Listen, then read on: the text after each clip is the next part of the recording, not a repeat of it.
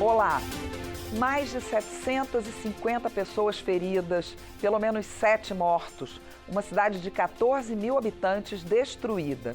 Esses foram os resultados da passagem de 3 grandes tornados com ventos de até 250 quilômetros por hora que tomaram o estado do Paraná de assalto. E de onde vem tanta devastação? A mudança drástica do clima também está enchendo cidades europeias de água, secando rios da Amazônia, causando tsunamis na Ásia. Enquanto isso, a COP30 em Belém está justamente debatendo saídas para o aquecimento global. Para falar sobre a relação entre os dois eventos, eu recebo aqui no Câmara Debate os deputados Bongás, do PT do Rio Grande do Sul, e Aliel Machado, do Partido Verde do Paraná. Olá, deputados, muito bem-vindos ao Câmara Debate. Deputado Aliel, eu vou começar com o senhor, porque o senhor é do Paraná e eu queria que o senhor dissesse para a gente como é que está a situação lá agora. Olha, é uma alegria estar ao lado aqui do deputado Bongás e é uma alegria poder falar desse tema. Alegria porque a gente precisa chamar atenção para esse assunto. Momento muito triste no Paraná. Eu estive no dia seguinte na cidade de Rio Bonito do Iguaçu, cidade que eu tenho muitos amigos, que o prefeito, há uns dias atrás, estava aqui no meu gabinete e que foi completamente destruída. A tristeza das famílias, o prejuízo da perda humana que é irrecuperável, o transtorno mental, isso é incalculável. Você fala em mais de 700 feridos, já passou de 830 feridos, mas e o ferimento que está na cabeça daquelas pessoas? O prefeito falava comigo de madrugada e ele falou: as pessoas vão embora da minha cidade, porque ele estava parecendo sem compreender o tamanho da dor e da tragédia. As casas eram de madeira, né? De madeira, mas as casas de material, de alvenaria. O tornado destruiu paredes de concreto, ele destruiu tudo, ele foi avassalador. Uma escola feita de concreto, um ginásio de esportes, foi completamente destruído. Ele não foi prejudicado, ele foi destruído completamente. Aquelas imagens que as pessoas estão vendo na internet, na televisão, eu estive lá pessoalmente, olhando aquelas famílias, olhando aquela situação. Muito triste. Mas a gente sente mais quando está mais próximo da gente. Mas isso não é uma casualidade. Isso vem acontecendo com frequência em diferentes eventos climáticos no Brasil e no mundo. Isso está ficando recorrente e é uma situação muito grave que a gente precisa tratar com muita responsabilidade. Deputado Bongás, o Rio Grande do Sul, por 2 temporadas seguidas, também passou por desastres climáticos muito graves, né? Como é que o senhor vê agora essa situação se repetindo de uma forma diferente, mas se repetindo? Eu quero também agradecer a oportunidade do debate aqui, te parabenizar, saudar meu querido colega Aliel e leva para o povo do Paraná, lá para Rio Bonito do Iguaçu, toda a nossa solidariedade.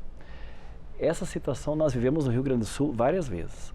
Nós vivemos com as chuvas, eram as enchentes, e elas também, as enchentes foram violentas tanto quanto é um fogo, né?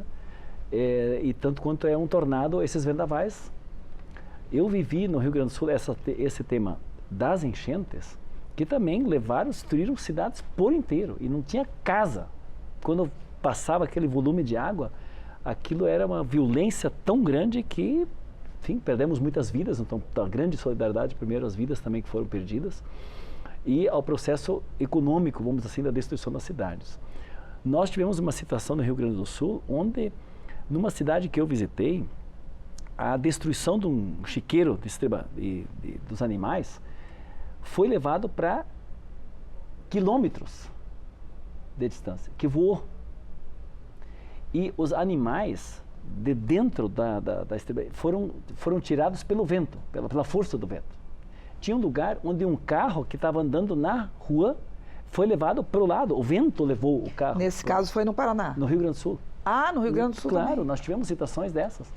E quando via todas as imagens que aconteceram lá no Rio Bonito, eu me lembrei dessas cenas.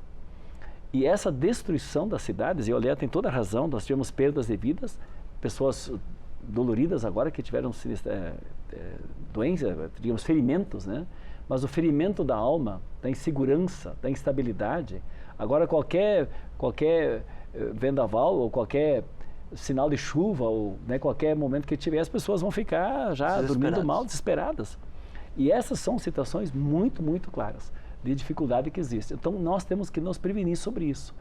E uma é nós aprimorarmos, ter um cuidado do clima, que a gente vai debater já agora, mas tem uma questão que eu queria alertar aqui, que é fundamental, que é criar um sistema de alerta eficiente. E aqui nós não podemos ser negacionistas em relação à ciência. Hoje nós já temos mecanismos claros que podem fazer um sinal de alerta, e nós precisamos nos estruturar para que, frente a sinais de alerta, as pessoas realmente obedeçam às orientações. Hoje, por exemplo, se viesse um sinal para você evacuar um espaço, muitas pessoas não concordariam em evacuar o espaço porque achariam que isso não poderia vir.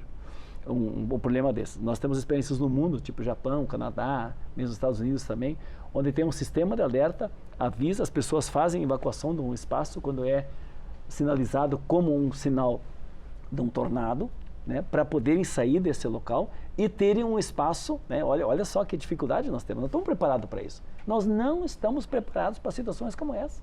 Aquela foi uma cidade inteira, são 14 mil habitantes, mas não, né? mesmo. Não estamos preparados para isso. Nós precisamos ter um sinal de alerta. Precisamos saber que se um vendaval desses vem, nós não podemos deixá-lo vir sem ter um sistema de alerta eficaz.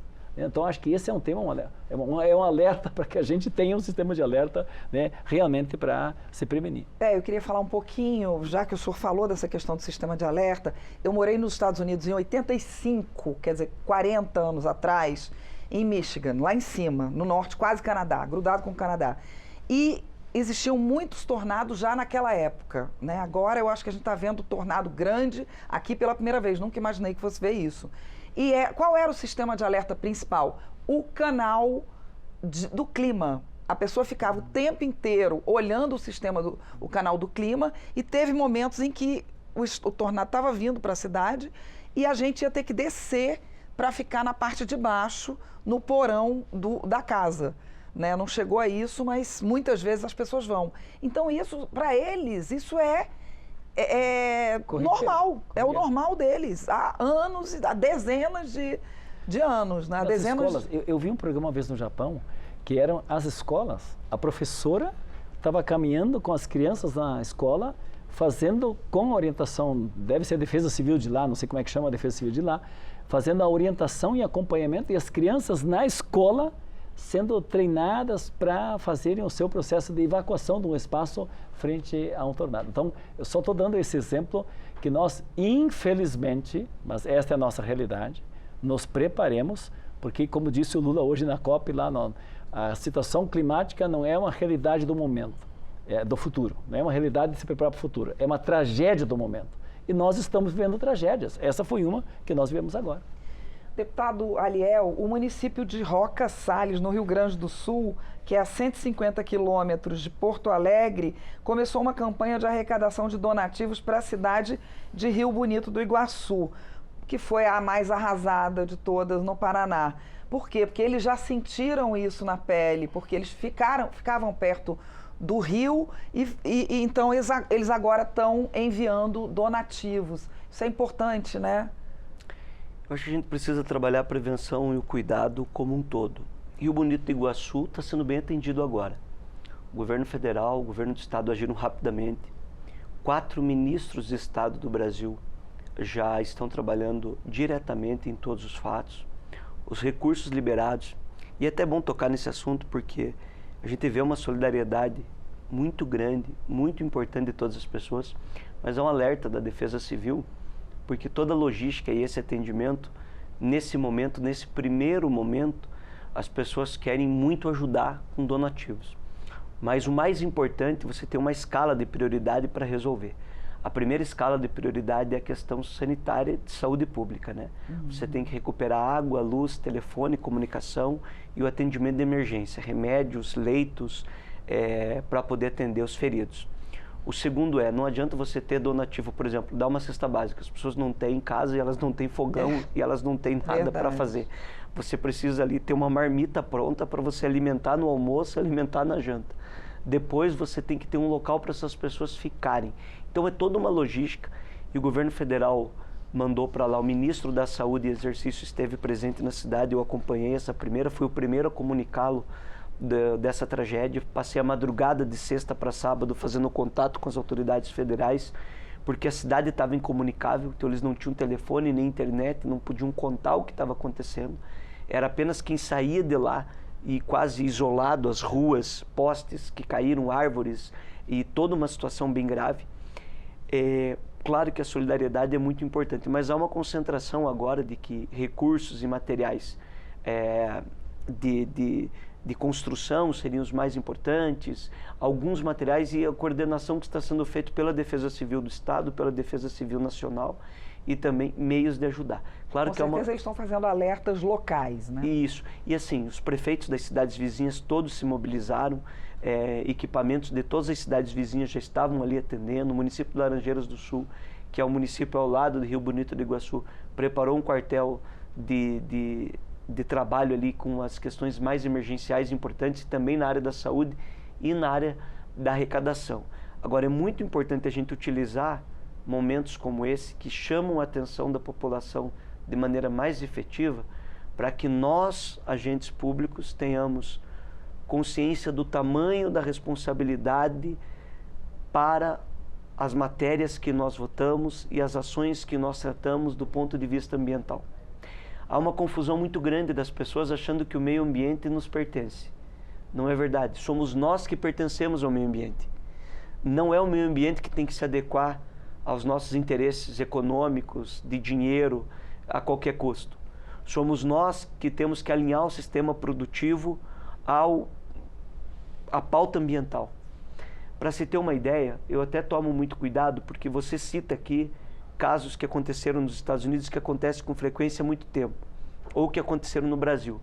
Mas o dado real é de que de 1990, nós tínhamos cerca de 700 eventos climáticos graves no Brasil por ano. Hoje nós temos 4.000 eventos climáticos graves por ano no Brasil. Isso são dados reais. Nós tivemos nos últimos 10 anos no Brasil 180 milhões de brasileiros, quase a nossa totalidade sendo atingido de alguma forma por eventos climáticos. Nós tivemos no ano de 2023 no Brasil mais de 1.000 municípios simultâneos declarando situação de emergência. Simultâneos. Municípios que ou a seca extrema, ou enxurradas, chuvas, ou eventos menos tradicionais, digamos assim, como é o caso de um tornado, que não é muito a realidade do Brasil, mas... o diferente é o tornado, as outras coisas... Acontecem muito, mas o tornado que aconteceu no município de Rio Bonito do Iguaçu, agora também como um evento climático. Tudo isso nos faz pensar sobre para onde vamos. A cada 0,01% do aumento do aquecimento global, nós temos um aumento drástico de mais de 1.000 eventos climáticos anuais. Então, quando você tem um aumento do aquecimento global, que é a pauta científica, você tem um retorno. E nós estamos olhando o cavalo em cima do telhado do Rio Grande do Sul, nós estamos olhando essa menina, essa jovem de Rio Bonito do Iguaçu de 14 anos que perdeu a vida, ela foi jogada com a força do vento na parede. Ela foi carregada. Aquelas cenas de filmes. A gente se preocupa, fica triste, quer fazer uma doação, mas me parece, é duro falar isso, que por uma parte significativa das pessoas, passa uma semana, um mês e entra no esquecimento. Não pode entrar no esquecimento. A pauta e a discussão é ambiental. Ela não é mais uma pauta do Partido Verde, do campo progressista ou dos universitários. Ela é uma pauta da economia. Quando a pessoa olha o preço do café e reclama que o café está caro, o café está caro porque o segundo maior produtor de café no mundo parou de produzir café por causa dos eventos climáticos. E você tem o aumento no preço do alimento, do arroz, do feijão, do óleo, da farinha e do café, porque ficou mais caro. Quem paga o preço? As pessoas mais pobres. As pessoas mais pobres são as menos responsáveis pelo aquecimento global, porque os mais ricos produzem muito mais gases de efeito estufa e elas são as que pagam o preço mais caro. Nos últimos 10 anos, de números oficiais, fora os que não estão contabilizados, mais de 300 mil casas foram destruídas no Brasil. Nos últimos 10 anos, mais de 300 mil casas foram destruídas por eventos climáticos. Agora tem que contabilizar as casas de Rio Bonito do Iguaçu. Tudo isso é para a gente fazer uma reflexão. A gente tem que tratar do problema agora de Rio Bonito do Iguaçu, que é uma prioridade para nós, que nós estamos trabalhando sem fazer espetacularização, nós estamos agindo de verdade para que o governo, e o governo está fazendo isso, aporte o recurso, reconstrua a escola, reconstrua o ginásio, reconstrua as estradas, reconstrua as casas das pessoas, reconstrua a oportunidade do emprego, libere crédito, libere financiamento, libere recursos sem ser financiamento. Mas e amanhã? Vai ser outra Rio Bonito do Iguaçu? Vai ser outra cidade? Onde a gente pode cuidar de tudo isso? Esse é o grande desafio que nós temos. Pois é, deputado Bongás, e assim, enquanto a COP acontece, né, alguns governantes mundiais, como o presidente dos Estados Unidos, Donald Trump, e também outras pessoas importantes do ponto de vista financeiro, como o dono da Microsoft, Bill Gates, dizem que não existe, né, que não é... minimizam a questão climática, dizem que a questão climática não é responsável por todos esses problemas que estão acontecendo no mundo. Não, são negacionistas. E negar hoje que um desmatamento na Amazônia, isso que o Leal falou com muita razão, negar que o desmatamento na Amazônia não interfira no nosso clima, o modelo industrial poluente, o tipo de carbonização que nós temos que descarbonizar, o nosso modelo agrícola que nós temos, não influenciem nesses eventos que se acentuam, são mais intensos e acontecem mais vezes e são mais intensos. Não acreditar nisso é um negacionismo inaceitável. Então, eu, quando propus a frente parlamentar em defesa das bacias hidrográficas, nós temos uma frente parlamentar sobre isso aqui na casa, foi nesse espírito que o Aliel manifestou. Que quando dá um sinistro desses, todos falam, agora nós vamos cuidar com o meio ambiente, agora nós vamos fazer. Mas passou o evento, volta tudo ao normal, como era antes. Então, eu propus a Frente Parlamentar em Defesa das Bacias Hidrográficas, porque é em torno dos territórios, dos rios, dos solos e rios e natureza que tem que ser bem organizadas para que a gente possa ter um equilíbrio na linha da sustentabilidade, na linha da transição energética. O que isso tem a ver com a nossa COP?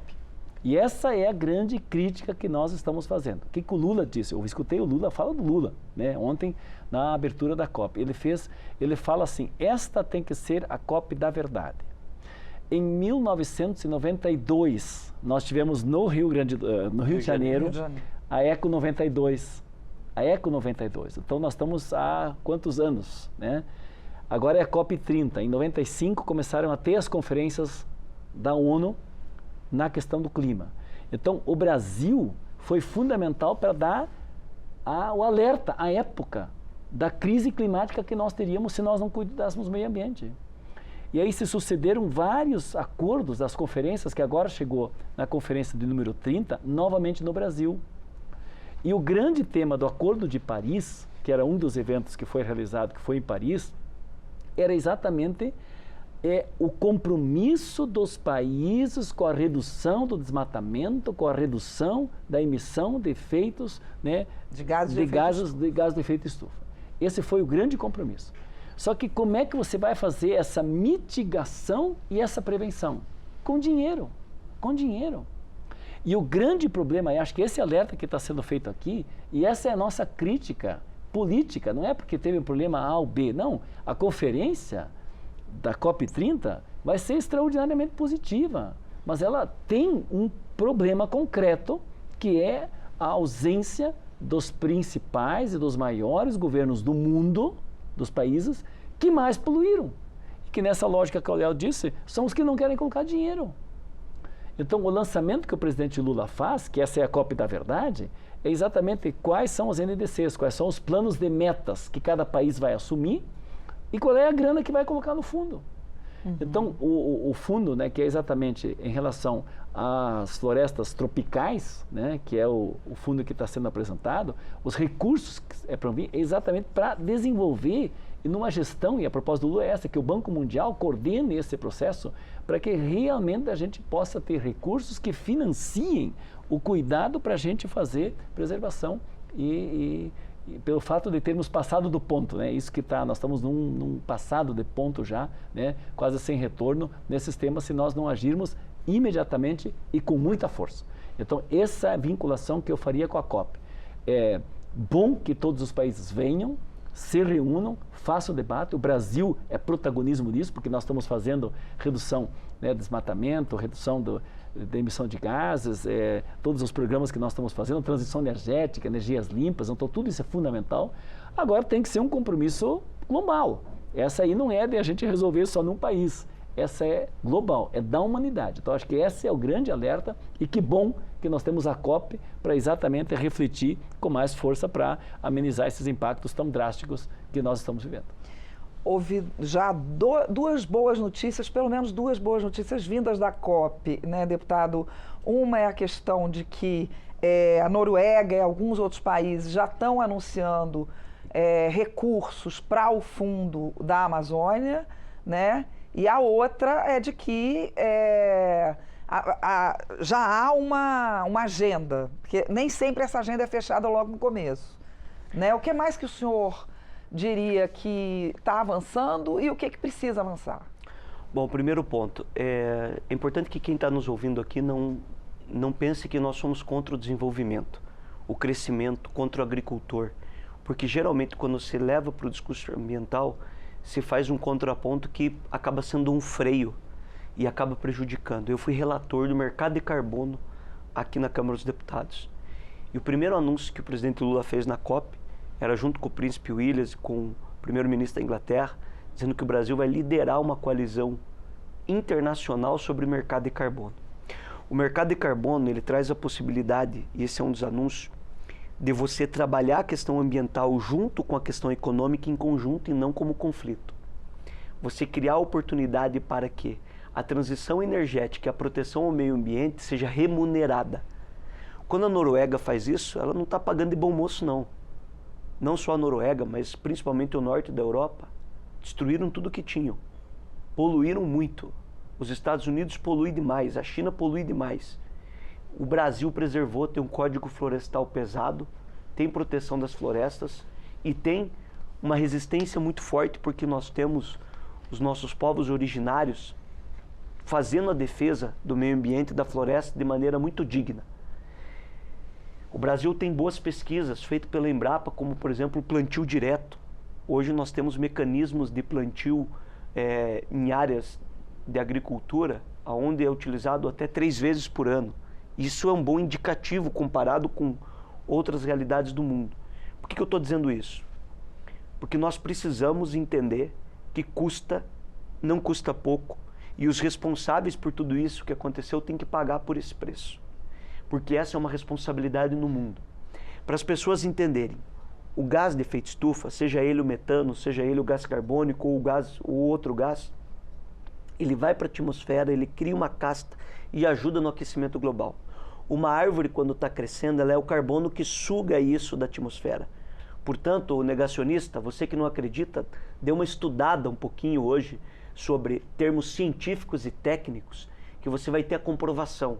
Quando a gente fala de biodiversidade, quando a gente fala no aumento do aquecimento global, que os oceanos estão aumentando, que as espécies estão sendo extintas, você está mudando a lógica da existência de todos nós.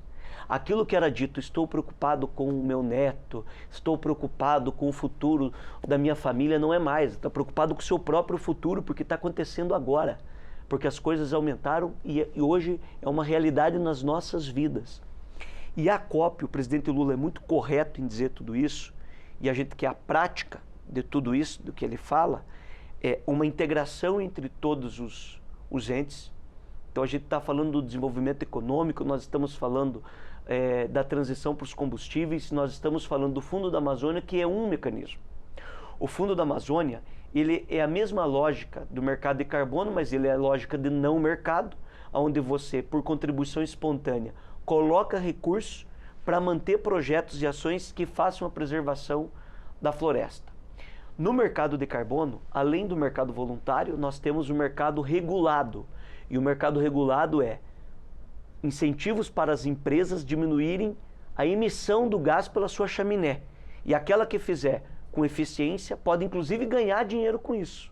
Então é uma responsabilidade, é um caminho muito grande.